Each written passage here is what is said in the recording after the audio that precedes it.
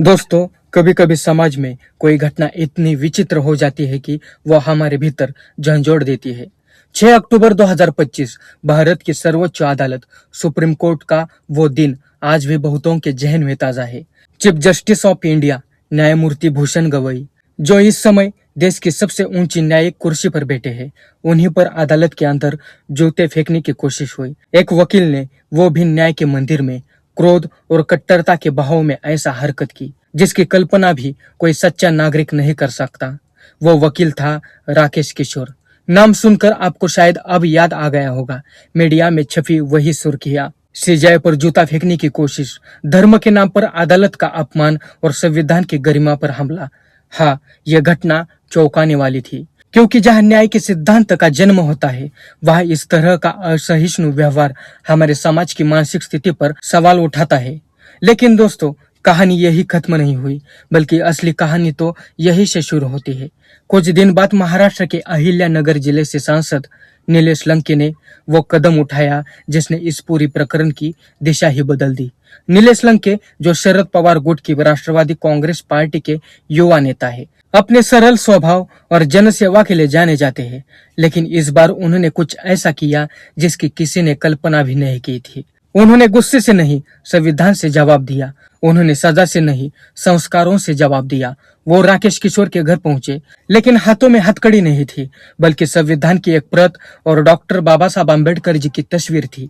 सोचिए दोस्तों, जिस व्यक्ति ने देश के सर्वोच्च न्यायालय के मुखिया पर हमला करने की कोशिश की, उसी के घर जाकर कोई व्यक्ति संविधान की पुस्तक सौंपता है। ये सिर्फ एक भेंट नहीं थी, ये एक प्रतीक था, एक ऐसा संदेश जो इस देश के हर नागरिक को समझना चाहिए। नीलेश लंके ने कहा, जो व्यक्ति धर्म के नाम पर आक्रोशित हो गया, उसे अब संविधान के धर्म की याद दिलाना जरूरी है। और यही भारत का असली संदेश है, जहां नफरत का जवाब विचारों से दिया जाता है, जहां हिंसा का उत्तर करुणा से दिया जाता है, और जहां संविधान किसी दुश्मन को नहीं, इंसान को देखने की सीख देता है। राकेश किशोर, जिसने भावनाओं के आवेश में जूता उठाया था, अब उसे संविधान की प्रति और बाबा साहब की तस्वीर दी गई, तो शायद पहली बार उसे एहसास हुआ होगा कि असली ताकत मुक्का या जूतों में नहीं, बल्कि विचारों में होती है।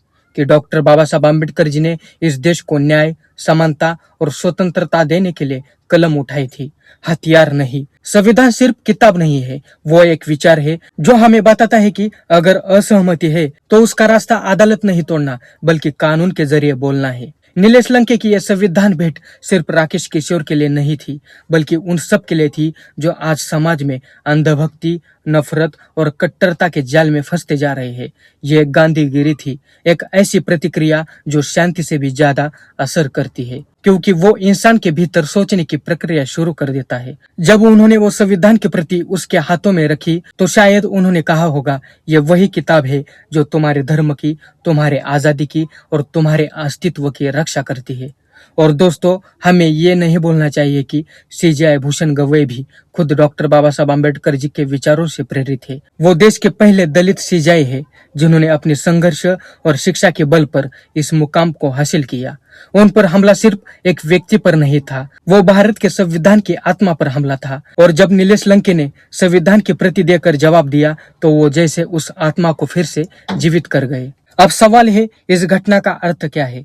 इसका अर्थ यही है कि संविधान केवल सरकार के लिए नहीं, बल्कि समाज के हर व्यक्ति के लिए मार्गदर्शक है। और अगर कोई व्यक्ति उस मार्ग से भटकता है, तो उसे सजा नहीं बल्कि समझ की जरूरत है। नीलेश लंके ने वही किया। उन्होंने गलती को अवसर में बदल दिया। उन्होंने बताया कि सच्ची राजनीति वो नहीं जो नफरत फैलाए, बल्कि वो है जो शिक्षित करे। दोस्तों, आज जब सोशल मीडिया पर हर दिन नए झगड़े, धर्म के नाम पर नए विवाद होते हैं, तो नीलेश लंके जैसे घटनाएं उम्मीद जगाती है। वो हमें याद दिलाता है कि अगर आप संविधान को समझ ले, तो किसी गुरु या भ्रम की जरूरत नहीं पड़ेगी, क्योंकि संविधान ही असली गुरु है, जो हमें बताता है कि समानता किसी किताब में नहीं, बल्कि व्यवहार में होती है। कभी कभी एक छोटा सा कदम इतिहास बना देता है। जैसे गांधी जी ने नमक उठाया था, वैसे नीलेश लंके ने संविधान उठाया, एक संदेश देने के लिए कि हम न्याय के रास्ते से नहीं भटकेंगे, हम बाबा साहब के दिखाए मार्ग पर ही चलेंगे। राकेश किशोर को दी गई वो संविधान की प्रति शायद अब उसकी लाइब्रेरी की किताब नहीं, बल्कि उसकी आत्मा का आईना होगी, ऐसी आशा करते हैं। क्योंकि जिसने संविधान को छू लिया, वो कभी किसी पर जूता नहीं फेंक सकता। अगर उसकी सोच बदली हो, उसका मार्ग बदल जाएगा और वो अच्छे कर्म करेगा। वो सिर्फ सवाल पूछ सकता है और समाज को सोचने पर मजबूर कर सकता है। तो दोस्तों, यह घटना हमें सिखाती है कि कानून के रास्ते से बड़ा कोई रास्ता नहीं और विचार की ताकत से बड़ा कोई हथियार नहीं। अगर किसी दिन आपको भी गुस्सा आए, अगर आपको लगे कि कोई आपका धर्म या विचारों का अपमान कर रहा है, तो जवाब किताब से दीजिए, हिंसा से नहीं। जवाब बुद्ध के अहिंसा से दीजिए, क्योंकि डॉक्टर बाबा साहब आम्बेडकर जी ने कहा था, cultivation of mind should be the ultimate aim of human existence. यानी मनुष्य का सबसे बड़ा धर्म है विचार करना। नीलेश लंके ने हमें याद दिलाया कि असली बदलाव गोली से नहीं, संविधान से होता है और यही आम्बेडकरवाद का असली अर्थ है। मित्रों, वीडियो कैसा लगा कमेंट करके जरूर बताना। चैनल को अभी तक सब्सक्राइब नहीं किया है तो जरूर सब्सक्राइब करें। मित्रों, इन वीडियोस को बनाने में कई घंटों का रिसर्च करना पड़ता है, मेहनत होती है, तो मुझे सपोर्ट करने के लिए चैनल को जरूर ज्वाइन करें और थैंक्स फीचर्स के जरिए मुझे सपोर्ट कर सकते हो। ये मेरा इंस्टाग्राम आईडी है, जरूर फॉलो करें। चलो मिलते हैं अगले वीडियो में। जय भीम, जय संविधान।